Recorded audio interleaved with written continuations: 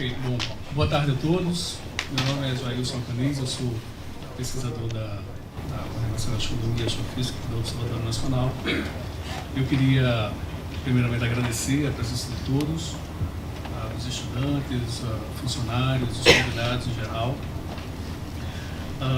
Eu queria registrar a presença do professor Marcelo Viana, diretor do INPA, que nos honra com a sua presença aqui hoje. E antes de falar um pouco sobre o evento em si, comemorando 100 anos de eclipse solar, eu queria ler aqui 3 citações sobre a relatividade geral. Quando eu comecei sobre a relatividade geral, esse evento é sobre a relatividade geral. A primeira citação é do próprio Einstein e 2 outras de 2 físicos que são contemporâneos nossos, o Paul Davies e o Penrose. A do Einstein é a seguinte, ele está falando do Max Planck. Diz Max Planck, para quem não é físico, o Max Planck é um dos fundadores do Bayern. Ele diz que Max Planck foi uma das melhores pessoas que eu conheci na vida. Mas ele realmente não entendia física. Porque durante o eclipse de 1919, ele permaneceu acordado a noite toda esperando para saber se o eclipse confirmaria o encurvamento da luz pelo campo gravitacional. Se ele realmente tivesse entendido a relatividade geral, ele teria que dormir tal como eu fui. O Einstein falando. Com as outras 2, a do Roger Penrose, ele diz o seguinte, que a relatividade geral é pelo menos muito próximo da verdade. E o Davies diz que a relatividade geral é o pilar da cosmologia e astrofísica, e que ela tem sido a base conceitual de todas as tentativas de unificar as forças da natureza em termos de estruturas geométricas. Então, a gente tem pelo menos 2 bons motivos para estar aqui. Pelo menos 2 bons motivos para estar aqui comemorando o eclipse solar. O primeiro é que a relatividade geral não é simplesmente uma teoria da física. A relatividade, de maneira geral, especial e geral, assim, juntamente com a mecânica quântica, elas formam a base de toda a física teórica que nós temos. Por exemplo, o casamento da relatividade especial com a mecânica quântica deu origem às teorias quânticas de campos. A teoria quântica de campos é a melhor descrição que a gente tem da realidade. Então a gente está falando de uma das principais teorias da física e da ciência. O segundo é a nossa participação nisso, a participação do Observatório Nacional no estabelecimento dessa teoria. E é sobre isso que vai se falar muito aqui, porque o Observatório Nacional participou da expedição para observar o eclipse solar, que deu a primeira evidência observacional da teoria da relatividade geral. Okay? Então, enquanto a teoria de Newton era muito bem estabelecida há séculos, a previsão do Einstein e a confirmação lá no céu de Sobral, no estado do Ceará, fez com que a gente mudasse completamente a nossa visão sobre o tempo e o espaço e sobre a realidade do campo gravitacional, sobre o que é de fato gravitação. Então, para falar sobre essa história, nós convidamos 2 nomes, que são possivelmente 2 pessoas que mais entendem sobre essa história no país. O professor Augusto Videira, professor da UERJ, titular da UERJ, vai ser apresentado pela Alva, e o professor Luiz Crispino, da Universidade Federal do Pará. Okay? Então, eles vão nos falar sobre isso durante essa tarde. Eu espero que todos aproveitem, fiquem sabendo mais desse momento, que é um dos principais momentos da história dessa instituição. O ON tem vários momentos importantes da sua história, certamente a participação do Observatório Nacional na expedição que observou o eclipse, que confirmou a relatividade geral, é certamente um dos principais momentos dessa instituição, e a gente vai ficar sabendo um pouco mais sobre isso nessa tarde. Bom, boa tarde a todos.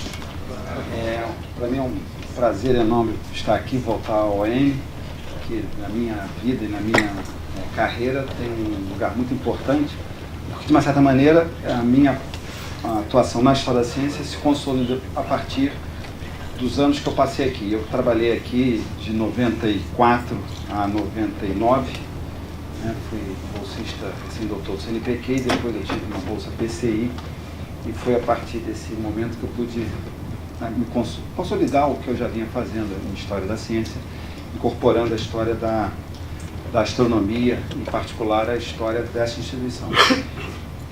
Quero agradecer a Simone da Flon pelo convite, pela oportunidade, e a presença de todos. Bom, então essa é a estrutura breve do que eu pretendo fazer, uma breve história do Observatório Nacional, a pesquisa científica, o ON dos eclipses solares, foram muitos eclipses solares aos quais o ON dedicou a energia, o Observatório Nacional 1912, o eclipse Passa 4, né, que tem a ver com esse ano 1912, a transferência de sede, o eclipse Sobral, a ciência pura e o progresso nacional. Mais ou menos isso que eu posso falar. Bom, então, esse é Henrique Moriz, no final do século XIX, início do século XX. Né? Rapidamente, Henrique Moriz, nessa altura, ele ainda não era o diretor do Observatório Nacional, ele era o primeiro astrônomo desta instituição, ele era professor de física experimental na Escola Politécnica, né? Hoje é Escola de Engenharia da UFRJ. Né? Bom, era francês de nascimento, tinha vindo para o Brasil adolescente devido a situação familiar em que ele se encontrava. Os pais tinham morrido na França e ele veio para o Brasil com um irmão e 2 tias. E é aqui que ele se forma, aqui que ele se faz, e ele ingressa no observatório, até mesmo antes de se formar em engenharia na escola politécnica. Ele também é formado em engenharia, e ele, já em 1884, na época do Império, ingressa no observatório, e é aqui que ele vai construir a sua carreira, e eu acho que muito importante, é aqui que ele vai adquirir toda a sua identidade como pesquisador e administrador. Né? Ou seja, de uma certa maneira, o observatório, naquele momento, fins do século XIX, fim do Império, lembre-se que o Império vai ser substituído em 1889, o Moriz já é uma pessoa que está aqui e começa a sua identidade aqui dentro. Bom, então, o observatório são imagens, a primeira meados do século XIX, década de 1850, né, temos o Morro do Castelo, que foi uma sede do observatório, não foi exatamente a primeira sede do observatório, mas é a sede em que ele vai ficar muito tempo, uma sede inadequada, todos os diretores vão reclamar isso, desde o momento que o observatório é transferido para lá, por volta de 1845. Né? Como vocês sabem, o Morro do Castelo vai ser destruído, né? O último prédio a ser destruído no Morro do Castelo é a sede do observatório, né? Que depois eu vou voltar a esse assunto, porque diz respeito à transferência para esse campus onde ele está hoje em dia. Bom, essa imagem é um desenho da grande cúpula que existia no prédio. O prédio era uma antiga igreja jesuíta, né, que foi tomada pelo governo português, pela coroa portuguesa, quando os jesuítas são expulsos de Portugal das suas colônias, isso no século XVIII. E é nesse prédio, uma antiga igreja, mais ou menos abandonada, mais ou menos em ruínas, que o observatório vai ser instalado em meados do século XIX, num local que já é um centro urbano importante, né, e que, para piorar a situação, ainda tem o solo não é adequado para sustentar grandes estruturas como essa, que depois foi construída. Então o observatório vai sempre sofrer muito pelo fato de estar no Morro do Castelo, isso é muito conhecido, mas ainda assim os seus diretores vão tentar fazer pesquisa ali, né, vão tentar, e pesquisas aquelas que são comuns ao observatório. O observatório naquele momento, né, vai ser dedicado à astronomia, vai ser dedicado à meteorologia, e é o que eles chamam de física do globo hoje em dia, a área de atuação, o nome dessa área é a geofísica. Né?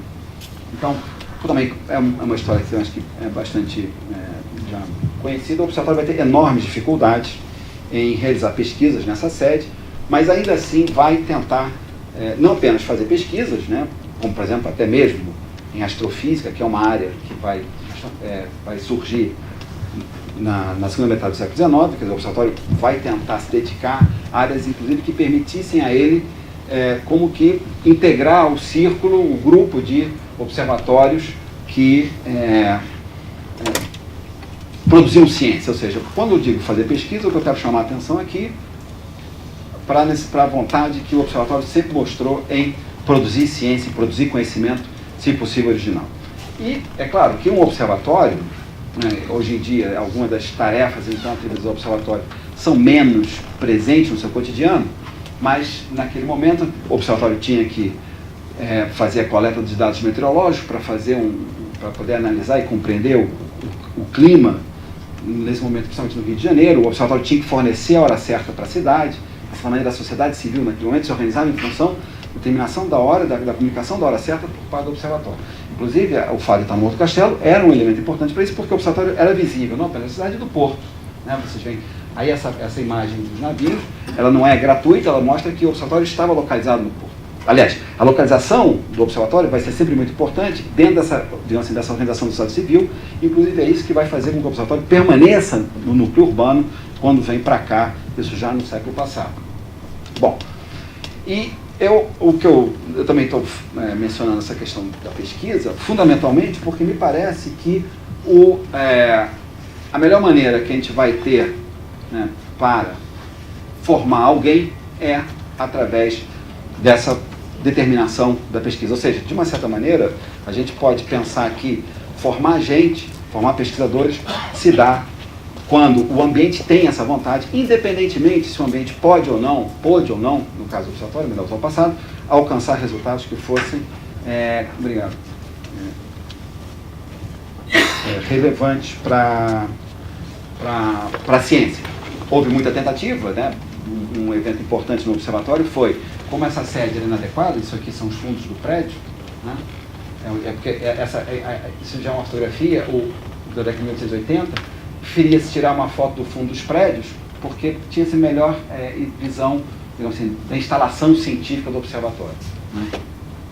O observatório vai tentar se dedicar à astrofísica, em grande parte apoiado pelo então imperador Dom Pedro II, que vai doar dinheiro da coroa para comprar instrumentos, inclusive vai ceder uma parte de um terreno que pertencia à família imperial em Santa Cruz, para onde o observatório deveria ter sido transferido, caso a República não tivesse sido proclamada, né? O fato é que houve tentativa. E os então diretores, né, nessa ocasião, né, final do Império, quem está assumindo a direção, ao momento de passagem, sai um francês, o Emmanuel Lier, entra um belga, Luiz Cruz.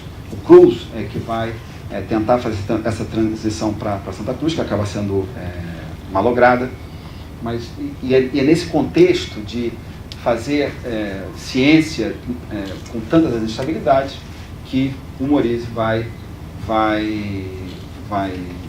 começar a se formar, né?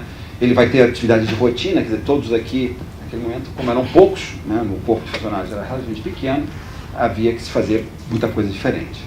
Bom, o ON vai participar de muitos eclipses. Já em 1858, um eclipse muito importante. Eclipse, quando eu falo, estou me referindo apenas aos solares, né? Em 1858 há um eclipse em Paranaguá, organiza-se uma expedição, né? E isso é muito importante a gente pensar na relevância que tem organizar uma expedição, porque isso vai ficar muito claro, né, em 1912, que como nós vamos ver é um eclipse não observado, né, eu diria que na cabeça dos diretores de ON, em particular do Morize, né, observar o eclipse começava muito antes. A observação em si do eclipse não era assim, o mais relevante para ele, ao menos como diretor de uma instituição que sempre teve enormes dificuldades para praticar ciência, para ele o fundamental era tudo aquilo que dizia respeito à preparação do eclipse, e até mesmo o que vai acontecer depois. Muitas vezes os resultados vão ser analisados posteriormente, as chapas vão ser reveladas posteriormente. Quer dizer, então, o momento do eclipse, claro, é um momento importante. Sobral, inclusive, eu não sei se o Luiz Carlos vai mencionar isso, teve um momento assim, de uma certa tensão no ar, de um certo drama, né? Mas o fato é que o observatório participou de muitos eclipses, 1858, 1868, né? O Morize vai participar de 3 eclipses, né? Da expedição de 3 eclipses, 1893, também no Ceará, que para ele particularmente vai ter uma relevância, porque é quando ele encontra aquela que vai ser a sua esposa, a Rosa Ribeiro, nome de solteira, e depois tem um outro em 1912, que eu vou mencionar rapidamente, e o 1919, que é o mais famoso de todos, devido àquilo que o Jailson mencionou. Bom, então, o eclipse de 1893 foi observado, mas ele não pôde, ele, Morize, que foi o astrônomo responsável pela observação, não pôde escrever nenhum relatório, porque o que se passava naquele momento é que ele estava envolvido com uma outra tarefa muito importante que se atribuída ao observatório, que era de demarcar o quadrilátero central na região onde hoje está situado Brasília, onde está localizado Brasília. A famosa Expedição Cruz, que foi organizada logo no início da proclamação da República, com o objetivo de estudar a região central do país para lá encontrar um lugar que fosse adequado para a instalação da futura capital do Brasil. Sairia do Rio de Janeiro, iria para o interior de São Paulo, desculpa, para o interior do país, né? Como foi que aconteceu algumas décadas depois. Então, mais importante que escrever o relatório relativo ao eclipse solar de 1893 era escrever o relatório da Expedição Cruz. Morize tinha sido responsável por uma das equipes, dentro dessa equipe maior, algumas equipes menores, subequipes, digamos, foram constituídas, ele era responsável por uma, ele teve que escrever um relatório, né? E aí isso fez com que os resultados do eclipse de 1893 não fossem tornados, viessem a público, digamos assim. Bom, de todo modo, o que importa aqui para mim, né, dentro fio condutor que eu escolhi para essa apresentação, é um pouco o que ele vai dizer, né, com relação... isso aqui, a rigor, não é de 1893, isso é posterior, isso é relativo da década de 1910, né, mas de todo modo me parece que sintetiza um pouco aquilo que, uma das ideias fundamentais que ele vai ter com relação a essa importância da participação em certames científicos como esses dos eclipses solares. É uma citação realmente longa, tem algumas longas, eu peço a paciência de vocês, eu acho importante a gente ler isso, por mais que seja conhecido, né?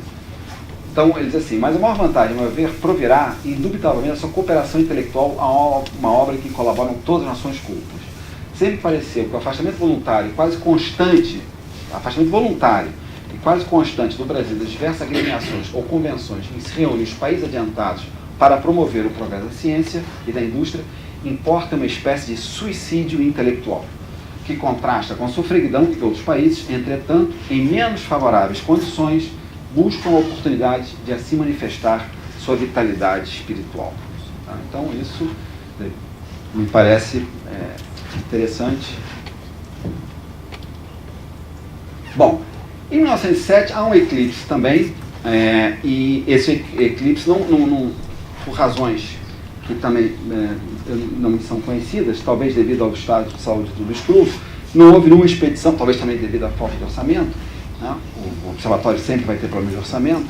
O fato é que esse eclipse foi observado do próprio Observatório Nacional, da própria sede ali no Morro do Castelo. Esse aqui é o Luiz Cruz, esse belga que veio para o Brasil tentar a vida, né? A gente não sabe exatamente por que ele veio para o Brasil, ele veio para o Brasil no ano de 1870, mas veio entusiasmado em fazer a América, digamos assim. Aqui permaneceu, casou-se com uma brasileira, teve filhos, né? Construiu família aqui e não morre no Brasil porque ele tinha contraído, digamos, febres tropicais e foi para a França um ano depois disso, em 1808, e tentando se tratar lá, ele morre na França, mas é enterrado no Brasil. E esse aqui é o Morize, de costas, né? Lá no Morro do Castelo. São fotos que estão num livro de um fotógrafo amador, Alberto Sampaio, que era entusiasta da astronomia e fez essas fotos que são relativamente pouco conhecidas. Bom, então, quer dizer, isso, vocês vejam, toda vez que havia um eclipse, o observatório procurava tomar parte. Porque, claro, isso fazia com que o observatório pudesse manter uma rede de contatos com outros observatórios, o que é fundamental, como nós vimos na situação anterior, fundamental para que a instituição pudesse manter a sua vitalidade. Não apenas, vamos ver depois de 1912 o que vai acontecer, então, que é esse eclipse, né, vamos passar 4 da Cidade Mineira, onde o eclipse deveria ter sido observado, né? O observatório, em 1912, ele estava, já havia previsão de derrubada total, do Morro do Castelo, a rigor já tinha começado a derrubada, lembre-se que a Avenida Rio Branco, né, na altura, a Avenida Central já existia, a Biblioteca Nacional, a sede do Supremo Tribunal Federal, o Museu Nacional de Belas Artes, quer dizer, parte do morro já havia sido derrubada e esperava-se, em breve, derrubar o resto, né? Bom, havia esse eclipse, o observatório foi contactado para saber quais seriam as condições de observação no Brasil, como é que se poderia chegar aos melhores locais de observação, se haveria transporte férreo, por exemplo, outra coisa importante é como é que seria a questão dos equipamentos na aduana, se o governo do Brasil iria dar algum tipo de incentivo, por exemplo, permitir que as caixas permanecessem fechadas, não cobrar o transporte dos equipamentos. Então, tudo isso fazia parte da preparação e o Morize, mais uma vez, né, ele vai entrar ele já era diretor do observatório desde 1909, o Cruz morre em 1908, ele assume a direção do observatório, num contexto de transformação na administração federal. O observatório passa a ter como principal responsabilidade a meteorologia. Então, o que importava naquele momento para o governo federal é que o observatório fosse capaz de organizar uma enorme rede de estações meteorológicas pelo país. A astronomia tinha oficialmente passado a uma segunda posição, mas 1912 é um momento em que vai ter um eclipse importante, é um eclipse que também vai atrair bastante atenção.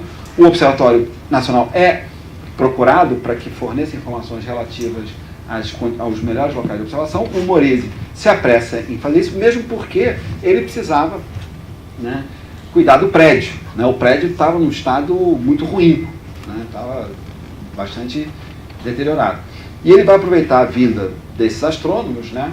O mais famoso aqui de todos é esse aqui, é o Eddington, né? O Arthur Stanley Eddington, que veio ao Brasil em 1912, não veio em 1919 ele preferiu ir para a Ilha de Príncipe, na costa ocidental da África, e isso aqui é, segundo essa é uma revista satírica e de informações da época, Careta, né? Eles desembarcando no Cais Farru, né?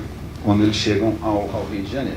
E o Morizi vai aproveitar toda essa movimentação em torno do eclipse para solicitar às autoridades federais não apenas que atendam aos pedidos de evitar que os instrumentos fossem abertos, porque são instrumentos bastante frágeis, que o transporte em si já poderia provocar algum tipo de dano, abrir poderia provocar outros danos, além de outras facilidades. E o governo vai dar vai conceder essas facilidades, e eles vão para Passa Quatro, no sul de Minas, onde vão tentar observar o eclipse. Bom, isso aqui só para a gente lembrar um pouco do que era o Brasil. Se tivesse provavelmente uma depósito de rejeitos da Vale, isso já seria derrubado também, né? Isso aqui bom, eu vou passar.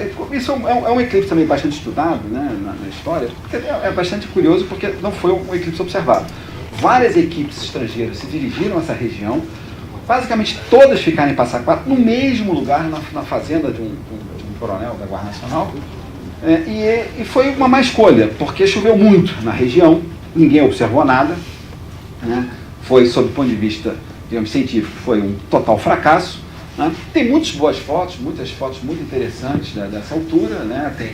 Veio uma equipe francesa, veio uma equipe chilena, teve uma equipe do estado de São Paulo, teve equipe do Observatório Nacional, teve equipe inglesa, teve uma equipe argentina, né? O Perrin, né, diretor do Observatório de Córdoba, e em princípio o Perrin veio ao Brasil já interessado em verificar alguma das primeiras conclusões que o Einstein tinha tido com relação à relatividade geral e, né, o comportamento da luz próximo aos corpos massivos, mas ninguém conseguiu observar nada. Então aqui está o Eddington, no centro da fotografia, é a figura de proa, aqui está o Davidson, aqui está o Morizi, e aqui está o Marco Ferrez, né, um fotógrafo importante, que vai fotografar parte dessa expedição também, dessa ocasião. O Morizi era amigo do Marco Ferrez, também de ascendência francesa. O Morizi era um grande fotógrafo também, um excelente fotógrafo. Bom, e aí temos o eclipse. O eclipse provocou, muitas manchetes de jornais foram publicadas, muita sátira foi feita em torno desse eclipse. E o que acontece? Como o próprio presidente da República, esse aqui, o Marechal Hermes da Fonseca, que aparentemente tinha um interesse particular por astronomia, ele se dirigiu à região com ministros, uma grande comitiva, para observar o eclipse. Acabou não observando nada, porque teve muita chuva, né, como eu disse, e aí os humoristas da época acabaram brincando, né, astrônomos e gastrônomos, em Passa Quatro. Por quê? Essa aqui é a residência do anfitrião, que preparou um lauto almoço para receber a comitiva presidencial e os sábios estrangeiros, né? Aqui está o Eddington, mais uma vez, aqui está o Morizi. Esse aqui é um eslovaco, se não me engano, que trabalhava na equipe francesa, não esqueço o nome dele agora. Bom, nesse momento, o Morizi está, como nós já vimos, até a sede do Observatório do Morro do Castelo estava muito mais condições, né? Ele já havia planos, como também já mencionei, de transferência da sede. Nesse momento tem que transferir, mesmo porque era um prédio do século XVIII, janelas de pedra, uma janela tinha caído na rua, tinha provocado um acidente, ninguém tinha se ferido, sustentável, passando a ser absolutamente necessária a transferência da sede. Então isso vai ser um problema para o Morizi, né? organiza-se uma comissão, com Morize e outros colegas da Escola Politécnica, entre eles o Paulo de Fronten, né, que chegou a ser diretor da Escola Politécnica, e eles vão estudar vários lugares próximos, sempre à Baía de Guanabara, porque continuava se achando que cabia ao observatório fornecer a hora certa. E, eventualmente, até mesmo prestar algum tipo de reparo aos navios, né, não aos relógios, aos cronômetros dos navios. Então, o fato é que tinha que ficar na região urbana, que já não era a melhor opção, mas fazer o quê? O governo mandou, ele tem dinheiro, vamos seguir. Bom, então, e aí, há um lançamento da Pedra Fundamental, isso também é bastante conhecido, né? Há documentos, né? A ata ainda está preservada, e o Morize faz um longo discurso naquela ocasião, né? O presidente, o Marechal Hermes da Fonseca, veio ao observatório, prestigiou o observatório, a imprensa cobriu muito isso, a imprensa dava uma importância muito grande ao Morize. O Morize, ele é uma figura muito presente na imprensa, até mesmo de forma satírica. Em 1910 teve o cometa Halley, falou-se muito sobre isso, né? Até mesmo a transferência de série também, um tipo de sátiras, há charges sobre isso. E nos jornais, isso nas revistas, digamos, de opinião da época. E nesse discurso que ele pronuncia, uma das coisas que ele fala é isso, né? Então ele agradece ao interesse das excelências, né, no caso do presidente da República e outros ministros, né, em prol do desenvolvimento científico, né, que constitui o mais elevado critério pelo qual se pode apreciar o grau de civilização alcançado por uma nacionalidade. Então, poderia ser um critério, essa é uma formulação curta, simples, direta, objetiva, é um critério. Né, isso deve dar no Twitter, eu não sei, eu não tenho Twitter, não leio Twitter, né, não me interessa por Twitter, né. Não sei se aqui tem 140 caracteres, deve ter um pouco mais, não interessa. Podia ser um Twitter, né? Podemos mandar para certos lugares. Bom, essa aqui é uma foto desse evento, né? Vocês veem que montou-se um coreto, né? Com flores, né? E tem aqui, está aqui o Hermes da Fonseca, aqui está o Morize, né? Aqui está a ata, o lançamento da Pedra Fundamental, né? E, bom, isso eles se organizaram para... Se vocês notarem, o Morize está sempre meio de lado, né? Ele está sempre meio... Ele era uma pessoa, segundo aqueles que o conheceram, ele foi um sujeito muito importante, depois nós vamos mencionar, mesmo fora da astronomia, ele a partir da cátedra de física mental na Escola Politécnica, ele teve uma influência muito grande em pessoas que foram importantes para a cultura, para a ciência no Brasil, entre as quais o Roquette Pinto. Bom, e aí tem a construção, né? Aqui da sede, essas fotos, tem duas imagens que está mal reproduzido, eu peço desculpas porque eu fotografei, de uma publicação interessante que o Carlos Henrique Veiga fez alguns anos atrás sobre a luneta, aqui do observatório. Então são fotos também interessantes, quer dizer, há um trabalho interessante sendo feito atualmente aqui, de recuperação das imagens antigas, né? Tem muita coisa de placa de vidro ainda, espero que o trabalho continue, e eu aproveitei hoje e coloquei algumas imagens desse mais recentes, que foram disponibilizadas mais recentemente pelo Veiga e por outras pessoas, né, ligadas aqui a essas atividades. Então essa aqui é a construção do campus, né, as cúpulas que hoje em dia já ainda existem, né. Bom, aqui já, pouco tempo depois, já. Bom, e essa é a sede, né, também na altura em que foi recém-inaugurada, né, que hoje é a sede. Está lá o MAST, né? E essa é uma declaração de 1927 que o Morize escreve. Em 1927, o Morize redige um relatório que na altura ficou inédito. Décadas depois ele foi publicado pelo MAST, que é um relatório em que ele descreve os 100 primeiros anos de existência do Observatório Nacional. Foi um relatório encomendado pelo então Ministério da Agricultura. O Observatório pertencia ao Ministério da Agricultura, um dos muitos aos quais ele pertenceu ao longo da sua história, né? E ele vai, né, e ao final, esse é praticamente o final do relatório, que é muito interessante porque o Morize, a principal realização que ele considera ter tido como diretor, e ele ficou 21 anos como diretor, de 1908 a 1929, ele morre em 1930, foi a transferência.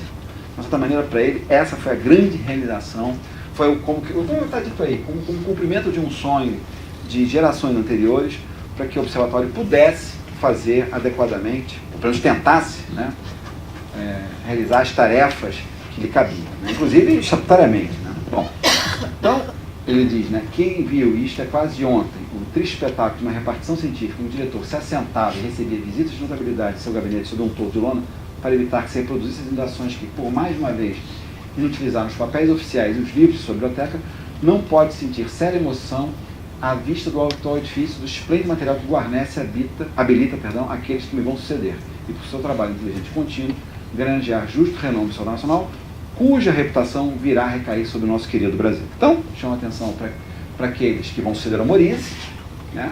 Vocês que estão aqui, né? Vocês têm uma enorme responsabilidade, não pequena, né? E, mais do que isso, um pouco a ideia de que o Brasil é Brasil por causa do Observatório Nacional. Então, acho que isso aqui é muito importante e vai estar muito presente, né, digamos assim, na estratégia que o Morize elaborou ao longo dos anos, que é uma estratégia que ele vai herdar, né, dos diretores que o antecederam, principalmente do Scrooge, né, eu diria, que é a ideia de que o país é o que é por conta das suas instituições, em particular das suas instituições científicas, das suas instituições de ensino, das suas instituições voltadas para a cultura, para as artes. Então, é isso que acho que é importante, né? E talvez valha a pena a gente defender esse tipo de ideia, de tese, né? Por mais difícil que seja. Bom, então chegamos ao eclipse Sobral, 1919, maio de 1919, quarta-feira, semana que vem. Mais uma vez, o observatório ele é contactado para fornecer informações, para saber como é que seria, quais seria, por onde passaria a faixa de observação do Sol sobre o território nacional. Mais uma vez, o Morize vai, né, dentro sempre da sua perspectiva de que nós temos que manter contato, temos que fazer parte de uma rede, temos que ter comunicação com outros observatórios. Greenwich vai ser um observatório que vai pedir informações ao OAN para saber onde é que vão ser as boas possibilidades de observação no Brasil, e ele vai dar essas informações. Uma das coisas que ele faz, que aconteceu em 1912, o Morize, né, na verdade, quem vai fazer os cálculos, quem vai organizar isso, é o Lélio Gama, né, que tinha ingressado no Observatório Nacional em 1917, né, tinha estudado engenharia naquela altura, quem tinha interesse por física, matemática, astronomia, tinha que fazer engenharia. O Lélio Gama estudou engenharia, e antes de se formar mesmo, ele entra no observatório. Nesse momento ele é um calculador, né, e depois o Lélio Gama vai ter uma carreira bastante interessante como matemático, né, vai ser o primeiro diretor do INPA, inclusive. Então esse é um mapa com as informações importantes, né, o tempo de duração do eclipse, as coordenadas geográficas das cidades, e eles vão chegar à conclusão de que Sobral vai ser a melhor região. Não apenas pela duração do eclipse, mas também pela facilidade de chegar lá, né? Quer dizer, facilidade que a gente tem que pensar sobre 1919. O Morize, eu vou comentar, talvez seja melhor comentar logo. O Morize vai escrever um diário, ele vai manter um diário da sua viagem a Sobral, né? É um diário interessante porque uma das coisas que chama a atenção é a dificuldade de transporte, de se locomover. Naquela altura, eles se locomoviam de navio, né? As dificuldades que era para transportar as coisas, os cuidados que tinham que ter, e o navio que não chegava, que se atrasava. Então, não era trivial. Bom, com relação à expedição inglesa, vou deixar isso para o Crispino, porque ele vai falar mais sobre isso, mesmo porque ele tem feito um trabalho muito interessante de recuperar fontes relativas aos ingleses, não apenas em Sobral, mas no seu estado natal, Pará, no Amazonas. Então, vou deixar isso. Ele certamente ele andou também recuperando umas fotos muito interessantes de Sobral, né, da expedição americana que teve lá, no Canadá. Muito bacana essas fotos, eu espero que ele nos mostre essas fotos. Bom, então isso começa a preparação, né?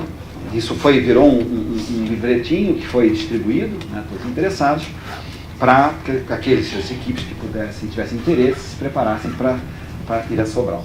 Bom,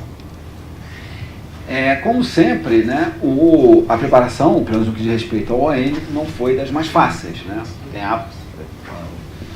o Morize teve que pedir dinheiro extra, uma verba extra, um pedido de verba foi encaminhado ao Congresso Nacional, que votou, que aprovou, mas o dinheiro não saía. Um fenômeno bastante conhecido, né?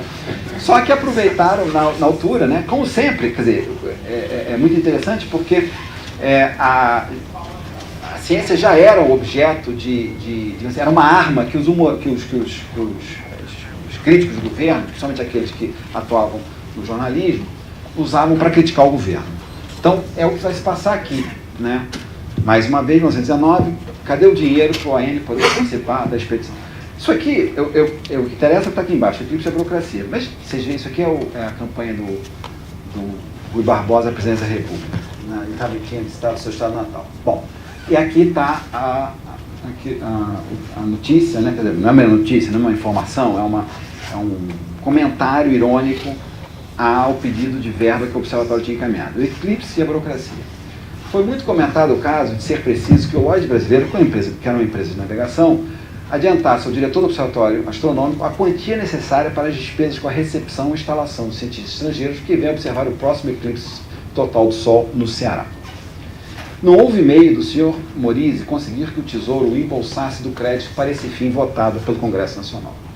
Não era possível. As praxes burocráticas não podiam ser revogadas. O diretor do observatório que se arranjasse, que partisse sem o dinheiro ou esperasse. Como? Tratava-se de um caso sério e urgente. Os delegados estrangeiros já se aproximavam do Ceará. Era indispensável partir no vapor João Alfredo para chegar a tempo de os receber e de observar também o importante fenômeno. Mas em que dia se dá isso? Interrogou o diretor da despesa pública. A 10 de maio próximo. Está errada a data, mas pouco importa. Impossível, não há tempo. Transfira seu eclipse para quando se anunciar. Essa é a decisão da burocracia. Foi o último despacho do Tesouro. Daí, o doutor Henrique Morize pedir a intervenção do doutor Barbosa Lima, que salvou a situação descripsando os nossos créditos científicos e cavalheirescos. Então é isso. Isso já em 19, né? Bom. E aí, eles conseguem chegar a Sobral a tempo, né?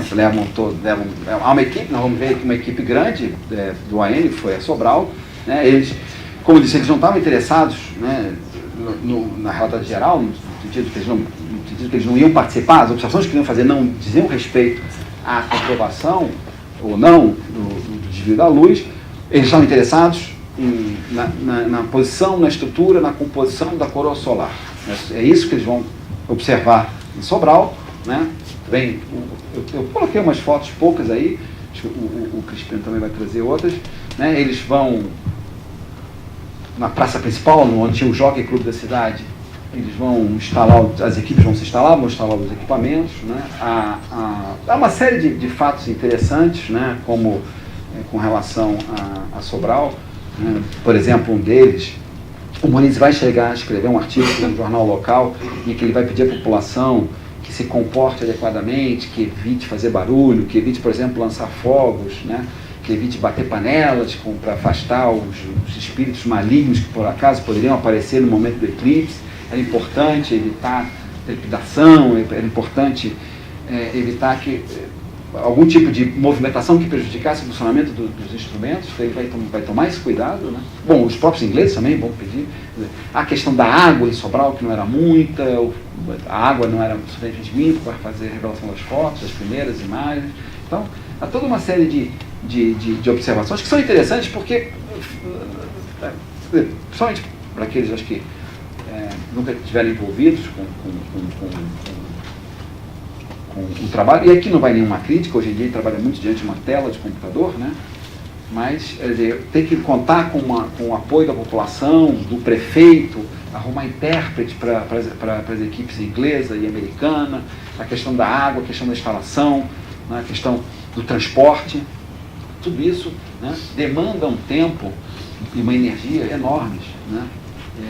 E o Morize, né, na medida em que era o diretor pessoal responsável pelo OAN, teve que gastar muito tempo nisso. Depois, inclusive, o pagamento das contas, né, com a roupa, lavagem de roupa, tem uma série de pequenos detalhes que a gente acha tudo assim, meio, para deixar um pouco exagerado. Não havia diário do CNPq, no caso, né? Então ele tem que discutir o preço, porque a roupa, o cara que estava comprando a roupa era muito caro.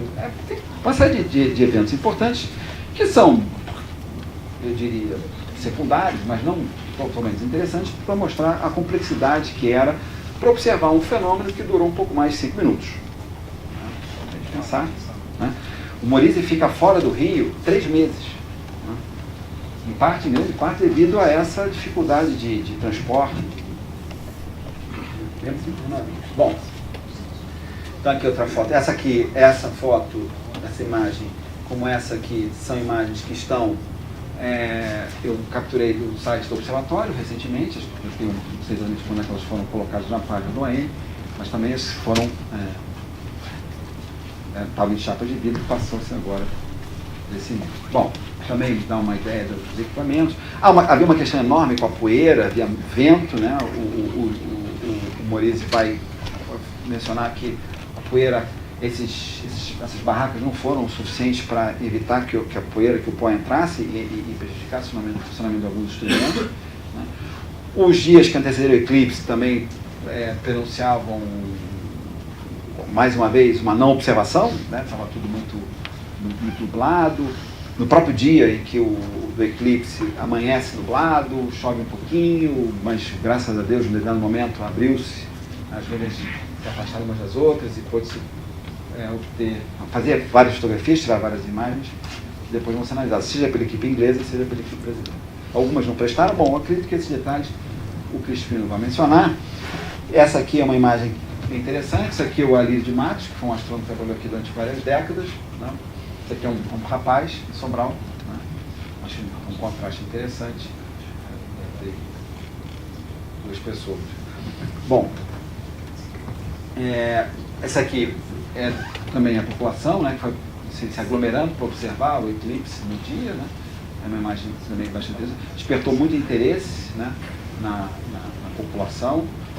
O que é interessante aqui nesse diário, diferentemente do que o Morize tinha feito em 1893, quando ele vai ao plano central, lá ele tinha feito alguns comentários com relação à sociedade local, tinha feito, digamos assim, exagerando um pouco na expressão, alguns comentários antropológicos sobre o interior, né, o estado de Goiás, onde nesse caso aqui ele foi muito econômico com relação a isso, né? Ele estava mais preocupado com questões da própria organização, da logística da expedição. Bom, então aqui é uma foto célebre também, bastante conhecida acho que de todos vocês, né? Temos aqui as equipes inglesas, a equipe brasileira, né?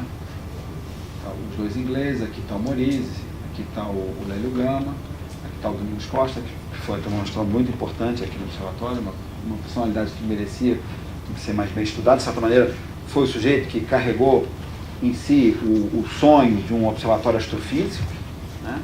Uma coisa que só vai se concretizar na década de 80, né? Mas foi um sujeito que já antes da guerra tinha planos para ter um observatório astrofísico no sul do estado. Né? A Segunda Guerra atrapalhou um pouco os planos. Bom, está aqui isso aqui eu fiz questão de deixar assim, porque eu tirei do artigo que o Morize escreveu. O Morize, em 1920, no início de 1920, ele vai pronunciar uma conferência na Escola Politécnica, apresentando os resultados obtidos pela expedição brasileira, né? E essa é a equipe. Esse aqui é um americano, um químico americano radicado no Brasil, trabalhava no Serviço Geológico, o Theodore Lee. Bom, então isso aqui são fotos que eles tiraram, né? do eclipse, né?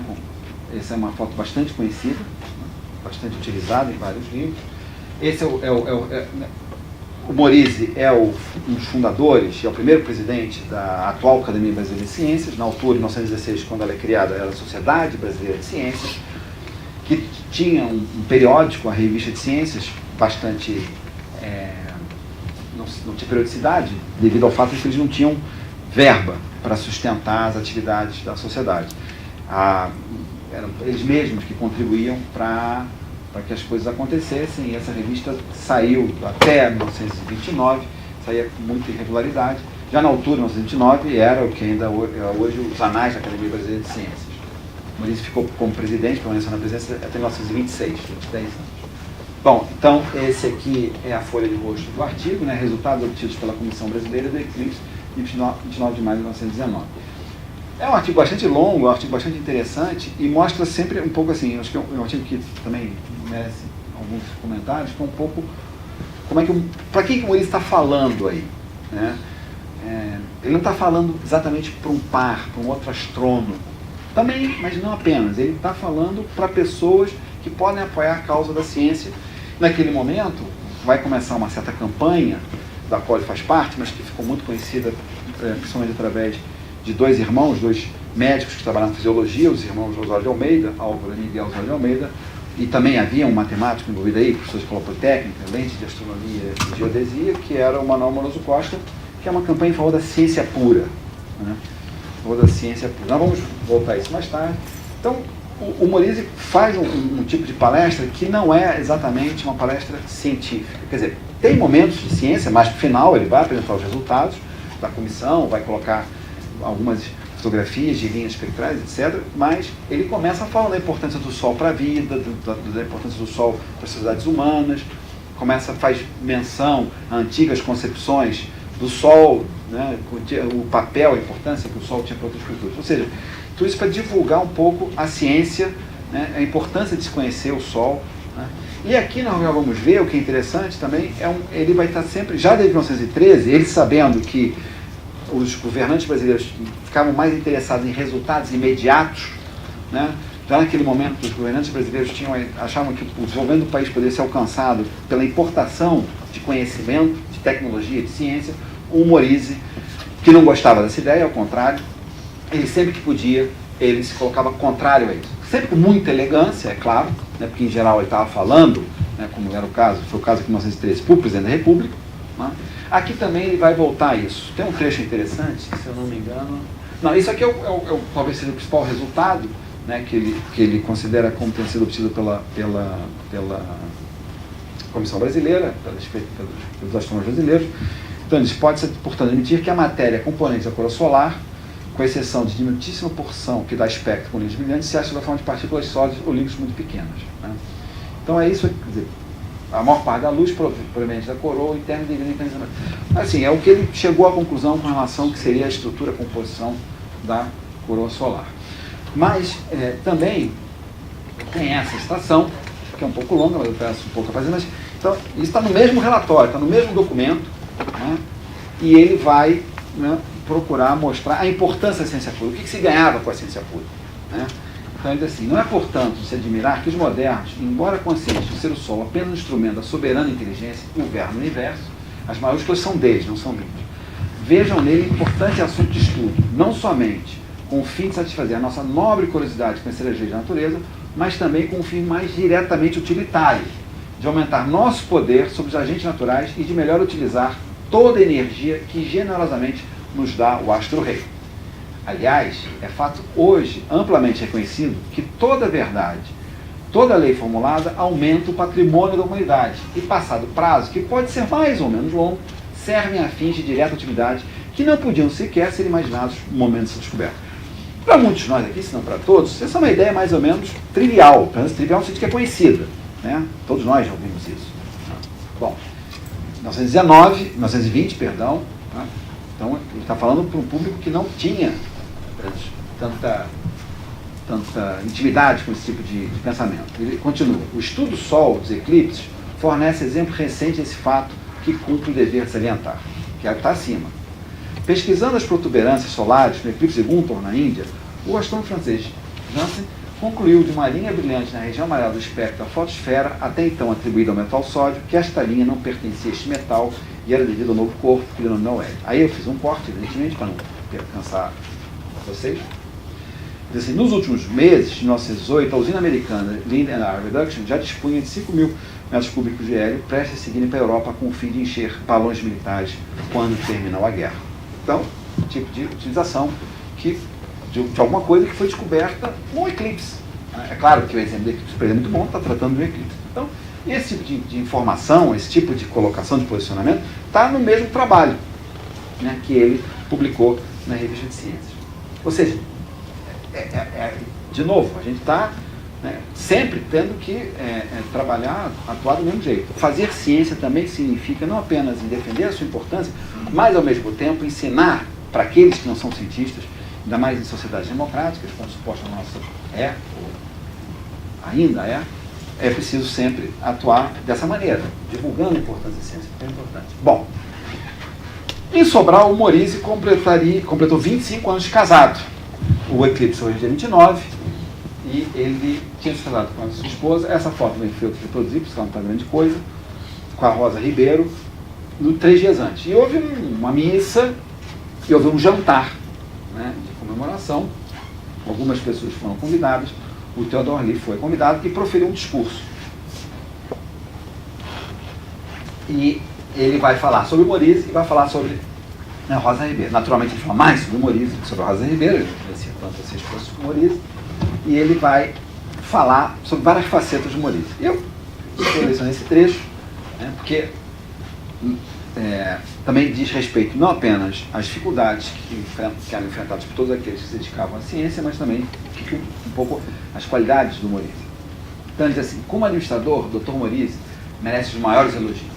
Todos nós conhecemos as dificuldades que se levantam no caminho de um chefe de uma repartição técnica do governo. Dificuldades de ordem financeira. São sempre as repartições técnicas que têm de enfrentar os ataques da economia orçamentária. Economia entre aspas. E de ordem pessoal também. Mas, apesar de tudo isso, o Dr. Morize tem conseguido, em fase de dificuldades, que só ele poderia nos contar, manter o Observatório Nacional até salvar, em plena guerra, as verbas necessárias à criação do novo edifício. Um parênteses, quer dizer, a pedra fundamental lançada em 1913, o prédio só completado em 1920. Houve, obviamente, devido à guerra, e piorou ainda mais a situação, a questão do fluxo de verbas para a construção do prédio. Mas, mesmo assim, ele conseguiu. E aí ele continua, né, que quando as verbas necessárias à criação do novo edifício, que quando completada, habilitará o Brasil a tomar posição no mundo científico que a sua grandeza natural impõe. Se fosse isto, seu único serviço público, ele teria pleno direito ao estilo de soberbo de benemérito da pátria, que hoje em dia é dada para certas figuras que são zero, não sei o quê. São unidades mesmo, né? As que recebem as principais comendas nacionais, né? As nulidades que estão pululando por aí. Bom, então, é o final, estou me apresentando no final, né? E a ciência e o progresso nacional. Morize já idoso, em torno dos meados dos anos 20, diretor do Observatório Nacional, e ele, a criação da Sociedade Brasileira de Ciências faz parte desse movimento em favor da ciência pura. Tá? Essa causa em favor da ciência desinteressada, sem compromisso com fins utilitários. Ainda assim, poderia fornecer progresso. Uma realização que eles fizeram, quer dizer, Morize, Moroso Costa, os irmãos Roger Almeida, Roquete Pinto, foi criar uma rádio, chamada Rádio Sociedade. Hoje existe a Fundação Roquete Pinto. Né? E eles, uma das ações que eles fizeram foi produzir um cartão postal. Né? Esse cartão postal, essa é uma imagem, está lá nos documentos que o MAST tem do Morize. E eu acho também bastante interessante isso aqui. Né? Essa aqui é a sede da Rádio Sociedade, que é o atual Museu de Imagem do Som, que era um prédio remanescente da exposição que foi organizada, e para isso vários prédios foram construídos, por ocasião do centenário da independência. Em breve nós vamos comemorar ou descomemorar a nossa independência. Eles fizeram esse cartão postal, que eu acho muito interessante. Aqui tem as salas, né, técnicas e de transmissão, né, são as salas de trabalho, aqui são os aparelhos da Rádio Sociedade, mas isso aqui, eu peço desculpas pela má qualidade da imagem, né? Isso aqui é um casebre, e aqui tem, né, os fios de eletricidade necessários para que porque a Rádio Sociedade é a primeira rádio de transmissão de ondas livres no Brasil. E tem esse dizer aqui, né? Isso aqui está aqui a sede da Rádio Sociedade, e, né, olhando para o interior do Brasil, né, os sertões do Brasil. Né? Para quê? O que está escrito aqui, né? E a que se presta essa Rádio Sociedade? Então, o que está ali aquelas frases, são isso aqui. Todos os lados espalhados pelo imenso território do Brasil receberão livremente o conforto moral da ciência e da arte. Ou seja, a ideia de que, na verdade, não apenas a ciência pura, quer dizer, o conhecimento é o que faz um país. Né? É isso que está sendo transmitido. Bom, e Naquele discurso de 1913, que é quando o Morize pronunciou aqui pela lançamento da Pedra Fundamental, ele, mais uma vez ele vai falar do desenvolvimento, da importância.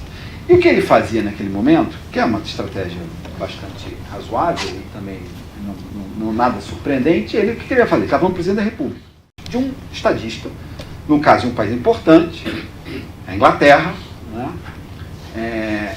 O inglês, no caso estava o ex-primeiro-ministro inglês Balfour, e ele vai citar o Balfour para justificar o seu próprio ponto de vista. Né? Quer dizer, não é uma conversa apenas de cientista. Né?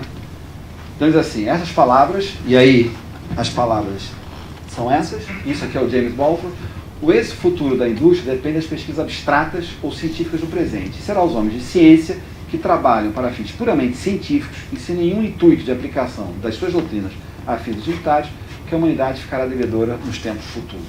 O público em geral não compreende que é os resultados da ciência pura que devemos no passado e deveremos cada vez mais no futuro todos os grandes progressos na prática e no saber industrial. Então, essas palavras que o Morize já tinha citado, ele vai, né, vai de novo retomar isso, isso não se aplica apenas à Inglaterra, mas a todos os países dotados de governantes previdentes, né, não é bem o nosso caso, e que cuidam realmente com o amor de suas pátrias, não se pensando que só certos países, por serem ricos, podem ter o luxo de uma organização científica eficiente, quando é exatamente o contrário. Isto é, os que são ricos o são porque na base dessa organização acha o saber fonte de toda a riqueza. É forçoso confessar que estamos muito longe desse ideal e que, por vários motivos que não posso agora estudar, o estado científico do país deixa muito a desejar e é nosso dever auxiliar sua lenta evolução. Bom, então, mais uma citação, né, do Miguel Oswald de Almeida, um daqueles dois irmãos que tinham um laboratório de fisiologia particular na sua casa devido às dificuldades que tinham de fazer pesquisa naquele momento, anos 10, anos 20, do século passado. E ele, né, e é um dos principais, ele também, foi não apenas se dedicou a ciência, mas como eu disse, ele também sentia a necessidade, ele sabia que era responsável pela disseminação da importância da ciência pura junto à sociedade em geral, e para isso ele escreveu vários artigos de jornal, ele era um sujeito que participava dos debates na sociedade. Então ele vai dizer, terá algumas possibilidades de êxito, um movimento dessa ordem, a favor da ciência pura?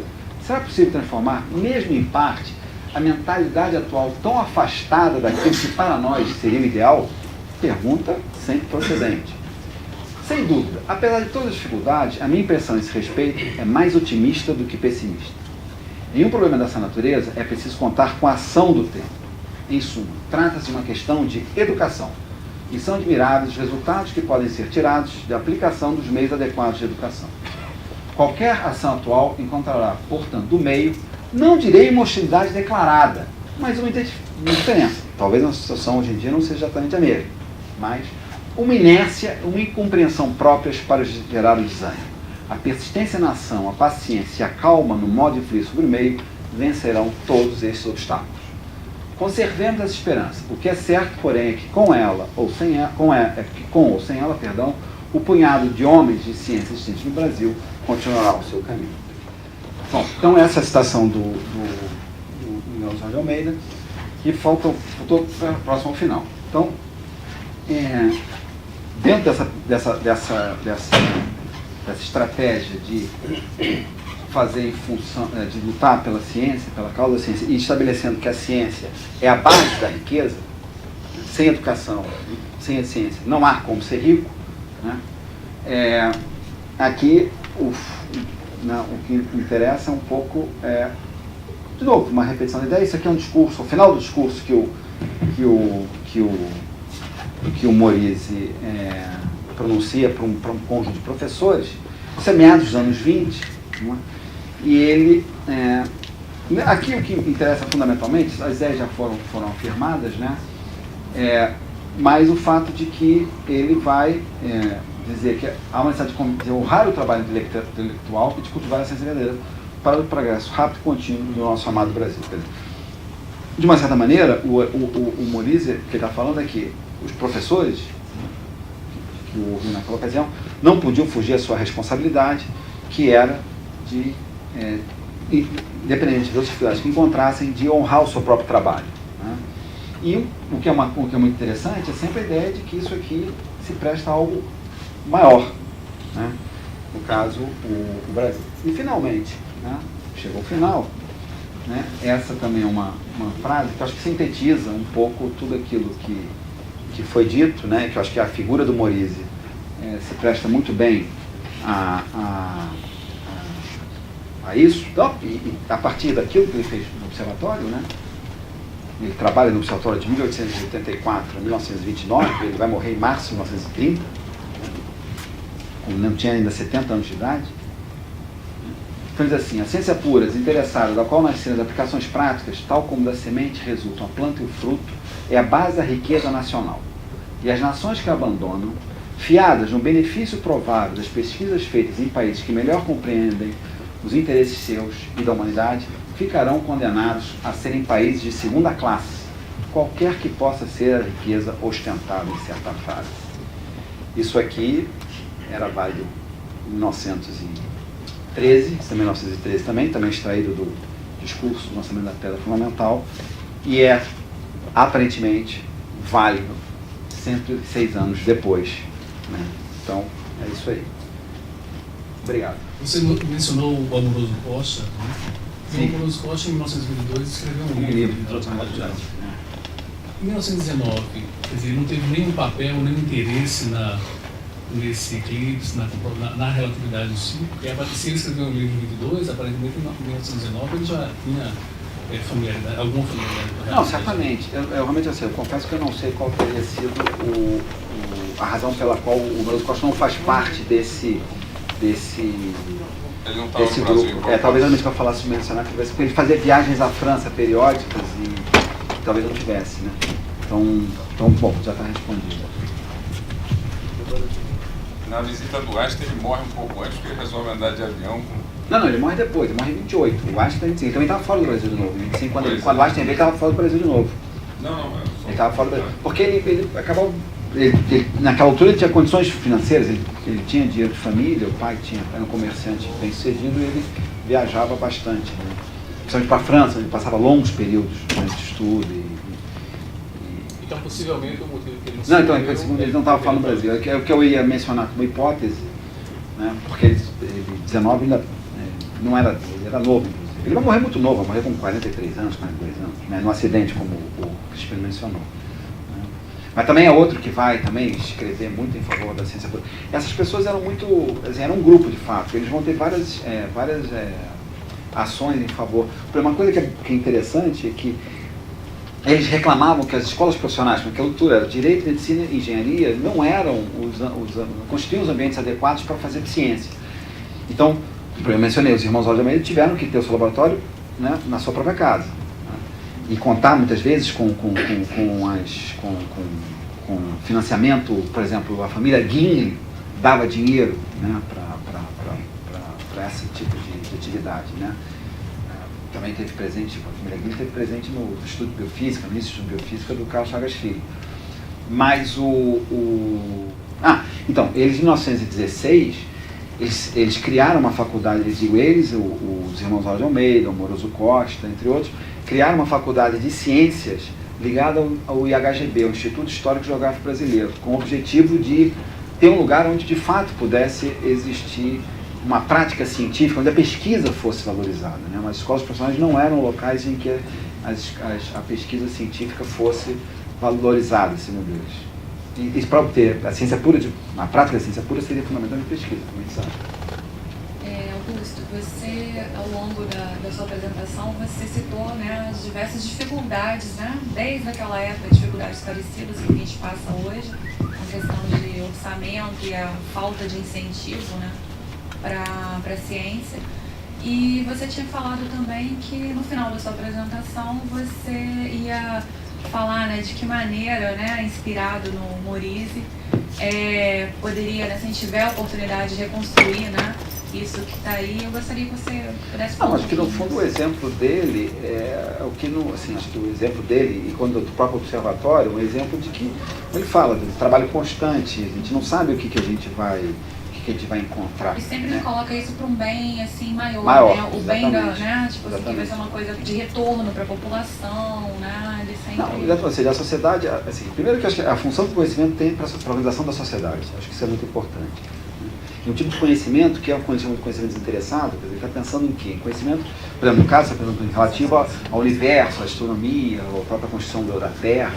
Acho que de que maneira esse conhecimento pode organizar a sociedade? O que ele está colocando aí em jogo? Acho que ele está... Que tipo de vínculo nós estamos colocando em ação quando nós falamos? Então, que tipo de prática pode ser essa? Então, acho que um pouco, acho que ele está pensando isso. Nesse artigo que ele faz, nessa conferência que ele pronuncia para os professores, que é a penúltima citação, ele começa, que é curioso, ele começa sendo extremamente crítico do esporte, em particular do futebol. Ele acha que os jovens estão, por demais, se interessando, voltados para o futebol. Há muita energia e muito tempo gastos aí. E tempo e energia deveriam ser utilizados para a ciência, para o conhecimento. Né? Então, acho que esse tipo de... Porque, de uma certa maneira, fundamentalmente, por exemplo, a primeira coisa que vem à minha cabeça quando a gente pensa nisso, a ciência é uma prática coletiva. A ciência é uma prática em que, claro, não quer dizer que essa prática coletiva seja feita por pessoas de igual competência, mas são competências muito diferentes. Né? Se a gente fosse pensar no Einstein como sendo o modelo de cientista, não iria funcionar. Um sujeito que está muito mais voltado para os seus trabalhos, muito mais... A gente pode dizer que o Einstein era um egoísta. De certa maneira, ele era um egoísta. Ele vivia para o seu trabalho. Né? Inclusive, os filhos ficaram, né, em segundo plano. Então, ou seja, não dava pensar que a ciência depende de Einstein. Não, isso é falso, isso é errado. Não é assim, a ciência depende de muito de gente, de pessoas, inclusive que tem a personalidade do Morize, que está disposto a brigar por uma causa durante décadas sem saber se vai dar certo. Claro, a partir do momento que ele consegue ter gente com ele, outros mais novos, todos esses nomes que eu mencionei são pessoas mais novas do que o Morize, a coisa muda de figura. Então, acho que a necessidade de ser um trabalho coletivo em prol de uma causa que não é sua, isso também é muito interessante, porque não necessariamente você vai se transformar num grande cientista, né, ou um cientista mais importante do que os outros, em função de eventuais resultados. Então, acho que essa é uma dimensão que o Morize traz, no seu exemplo, e que eu acho que é interessante, né, porque se a gente pensa, cara transferindo para o observatório, de uma certa maneira, hoje em dia já não é exatamente assim, mas naquele momento os diretores, eles se confundiam com as instituições, no caso da astronomia. Muitos moravam, né, com as suas famílias, né, nos observatórios, e ficavam, né, se isso era bom ou ruim, pouco importa, ficava até a sua morte. No caso dele, como ele estava com a saúde debilitada, ele teve que sair antes.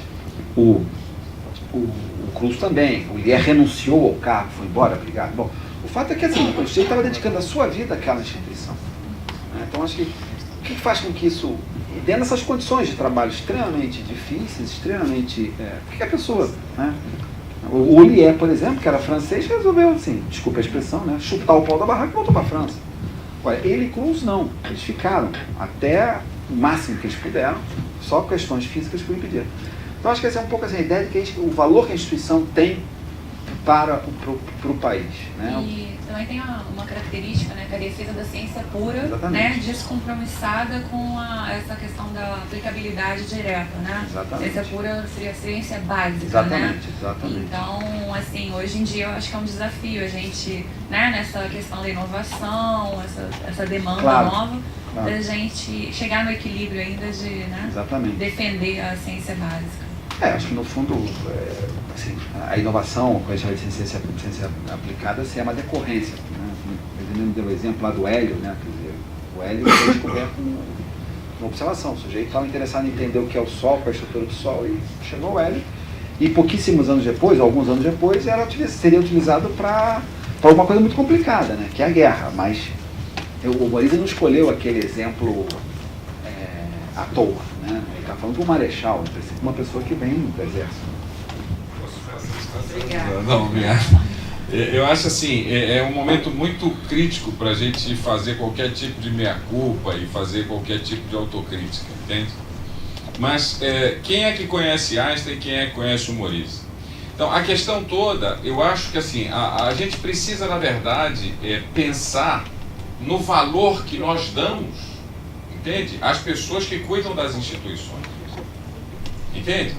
Quer dizer, isso, ó, veja, é uma batalha interna dentro de mim, diária, e a minha mulher me ajuda ainda para fazer uma batalha externa, que é a seguinte, quer dizer, eu vou falar muito sobre isso, nós vamos aqui falar bastante sobre isso durante a tarde, e que bom, na minha opinião.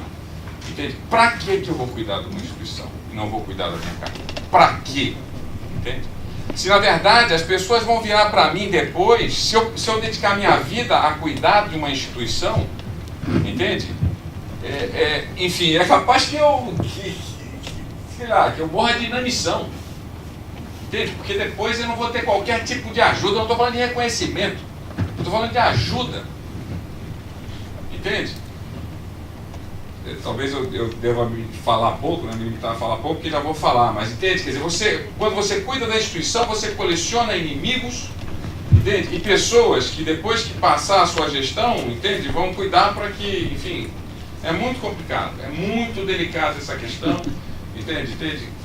Pobre Maurício, assim, uma pessoa extremamente valorosa, entende? Graças a pessoas como você que o resgataram, escrevendo um livro sobre ele, contando a história para a gente aqui hoje. Aliás, muito obrigado por isso, por todo o seu empenho. Aproveito para fazer isso publicamente, né? Logo após o Paulo. Você falou que, na verdade, a gente sabe, né, que o OM foi lá com a intenção de estudar a coroa solar, não foi o eclipse de fato. Mas qual a importância, assim, da estrutura que o OM forneceu? Se ele não tivesse tido condições de ir por causa daquelas questões financeiras e só as equipes de fora tivessem vindo, se teria tido o mesmo êxito? Não, acho que sim.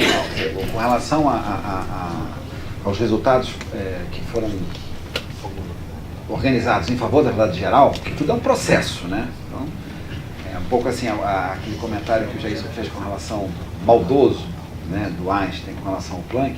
O que seria o Einstein sem o Planck? Mas essa história é para uma outra conversa, né?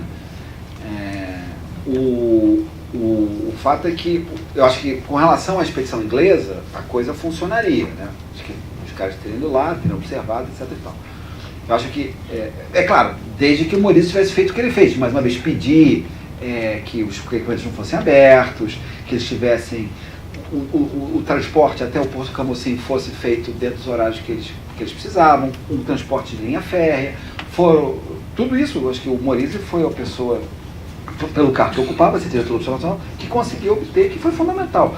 Os ingleses depois, quando eles voltam para a Inglaterra, eles escrevem alguns artigos, e há um artigo publicado na Observatory, que tem até aqui na biblioteca do Observatório Nacional, eles agradecem ao Maurício e a outras personalidades, né? O fato de ter um intérprete, a questão do alojamento, a questão do acesso à água, tudo isso, sim, foi uma empreitada de monta, né, para que as coisas funcionassem adequadamente, para que eles pudessem realizar a tarefa. Então, acho que só essa preparação, já daí ao campo, digamos assim, foi muito importante. Contou com a ajuda do Maurício, claro, que é o sujeito que vai coordenar um pouco isso, mas porque ele vai entrar em contato com as outras, digamos, repartições, outras autoridades brasileiras, tendo em vista do cargo que ocupava.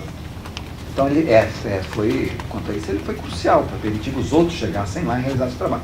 E isso foi, os ingleses foram bastante corretos, e agradeceram não apenas a ele, mas os outros que participaram, que ajudaram, que contribuíram.